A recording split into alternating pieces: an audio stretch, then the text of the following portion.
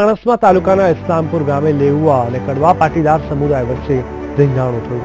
કડવા પાટીદાર યુવક અને લેઉવા પાટીદાર યુવતીએ પ્રેમ લગ્ન કરતા આ મામલો સામે આવ્યો.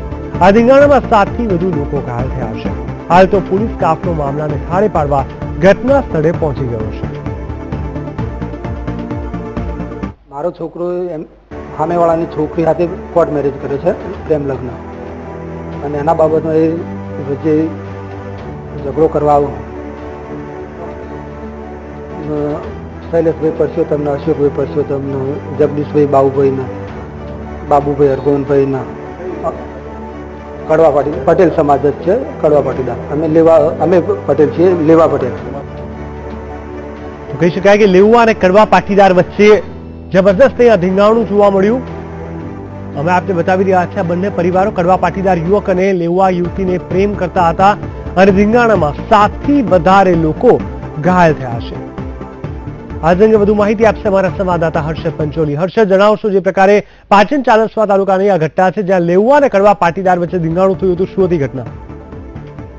જીગર, આપણે જણાવ્યું કે જે પાટણ જિલ્લાના ચાણસ્મા તાલુકાના ઇસ્લામપુર ગામે આજરોજ એટલે કે જે પાટીદાર સમાજનો ઝઘડો હતો.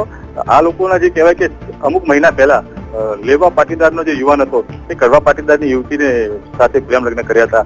એ બાબતને લઈને આજે જાણવા મળ્યું છે તે પ્રમાણે આ લોકો હતી તેને લઈને આજે ધીંગાણું થયું છે, જેમાં ધારિયા લાકડી સહિતના હથિયારો એકબીજા પર ધારણ કરીને હુમલો કરવામાં આવ્યો, જેમાં 5 થી 7 જણા લોકોને નાની મોટી ઇજાઓ થતા ઝારપુર હોસ્પિટલ ખાતે સારવાર ખસેડવામાં આવ્યા છે. જે વાતની જે ગંભીરતાને લઈને ચાણસ્મા પોલીસ સહિતનો જે સ્ટાફ હતો હોસ્પિટલ અને ગામમાં ખડકાઈ જવા પામ્યો છે. પરંતુ જે વાત કરવામાં આવે તો અત્યારે પાટણ જિલ્લાની મુલાકાતે હાર્દિક પટેલ છે, 3 દિવસીય જે મુલાકાત છે, અને એક બાજુ જે આંદોલનની જે ઓપ આપવાની જે વાત કરવામાં આવી છે અને જે એકતા સમિતિની જે વાત છે, ત્યાં ક્યાંક ને ક્યાંક હાર્દિક પટેલની હાજરીમાં લેવા અને કડવાનો ઝઘડો એ મહદઅંશે ચર્ચાનો વિષય છે. પરંતુ અત્યારે જે ગામનો માહોલ જે છે શાંતિપૂર્ણ છે અને સમગ્ર ગામમાં અત્યારે પોલીસ બંદોબસ્ત ગોઠવવામાં આવે છે.